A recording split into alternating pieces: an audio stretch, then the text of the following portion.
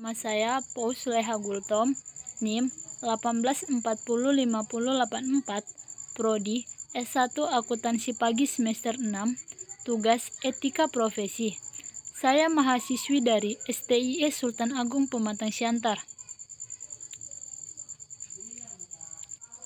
Baiklah, dalam video kali ini saya akan membahas mengenai tentang etika dalam kantor akuntan publik. Etika adalah aturan tentang baik dan buruk. Beretika dalam berbisnis adalah suatu pelengkap utama dari keberhasilan para pelaku bisnis. Bisnis yang sukses bukan hanya dilihat dari hasil usaha saja, tetapi juga tercermin dari perilaku serta sepak terjang si pelaku bisnis dalam proses berbisnis. Namun, pada prakteknya, banyak perusahaan mengesampingkan etika demi tercapainya keuntungan yang berlipat ganda, lebih mengedepankan kepentingan-kepentingan tertentu, sehingga menggeser prioritas perusahaan dalam membangun kepedulian di dalam masyarakat. Kode etik sangatlah penting bagi setiap profesi apapun itu. Kode etik mengatur anggotanya dan menjelaskan hal apa yang baik dan tidak baik, dan mana yang boleh dan mana yang tidak boleh dilakukan sebagai anggota profesi baik dalam berhubungan dengan kolega, langganan masyarakat, maupun pegawai. Etika bisnis akuntan publik. Dalam menjalankan profesinya, seorang akuntan di Indonesia diatur oleh suatu kode etik profesi dengan nama Kode Etik Ikatan Akuntan Indonesia yang merupakan tatanan etika dan prinsip moral yang merupakan tatanan etika dan prinsip moral yang memberikan pedoman kepada akuntan untuk berhubungan dengan klien, pemakai laporan keuangan, atau masyarakat pada umumnya, tentang kualitas, mutu jasa yang diberikannya kepada melalui serangkaian pertimbangan etika sebagaimana yang telah diatur dalam Kode Etik Profesi. Seorang akuntan publik juga memiliki tanggung jawab lain yang harus dilakukan selain tanggung jawabnya kepada klien, rekan seprofesi, dan tanggung jawab lainnya yakni tanggung jawab sosial yang berupa pemberian pelayanan yang baik kepada publik dan memperhatikan rekan seprofesi dengan tidak hanya mencari keuntungan diri sendiri. Ada 5 aturan etika yang telah ditetapkan oleh Ikatan Akuntan Indonesia, Kompartemen Akuntan Publik, IAI, KAP. 5 aturan etika itu adalah 1. Independensi, integritas, dan objektivitas.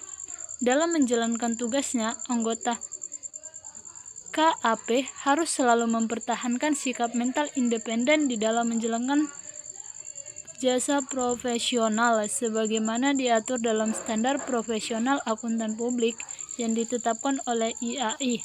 Dalam menjalankan tugasnya, anggota KAP harus mempertahankan integritas dan objektivitas, harus bebas dari benturan kepentingan, dan tidak boleh membiarkan faktor salah saji material yang diketahuinya atau mengalihkan pertimbangannya kepada pihak lain. 2. Standar umum dan prinsip akuntansi. Anggota KAP harus mematuhi standar berikut ini, beserta interpretasi yang terkait yang dikeluarkan oleh Badan Pengatur Standar yang ditetapkan IAI, kompetensi profesional, kecermatan dan keseksamaan profesional, perencanaan dan supervisi, dan data relevan yang memadai, kepatuhan terhadap standar. 3. Tanggung jawab kepada klien. Informasi klien yang rahasia. Anggota KAP tidak diperkenankan mengungkapkan informasi klien yang rahasia tanpa persetujuan dari klien.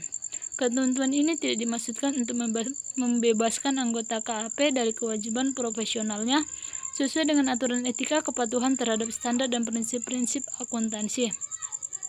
4. Tanggung jawab kepada rekan. Seprofesi anggota wajib memelihara citra profesi dengan tidak melakukan perkataan dan perbuatan yang dapat merusak reputasi rekan seprofesi. 5. Tanggung jawab dan praktik lain. Perbuatan dan perkataan yang mendiskreditkan anggota tidak diperkenankan melakukan tindakan atau mengucapkan perkataan yang mencemarkan profesi, iklan, profesi, dan kegiatan pemasaran lainnya. Tanggung jawab sosial kantor akuntan publik sebagai entitas bisnis.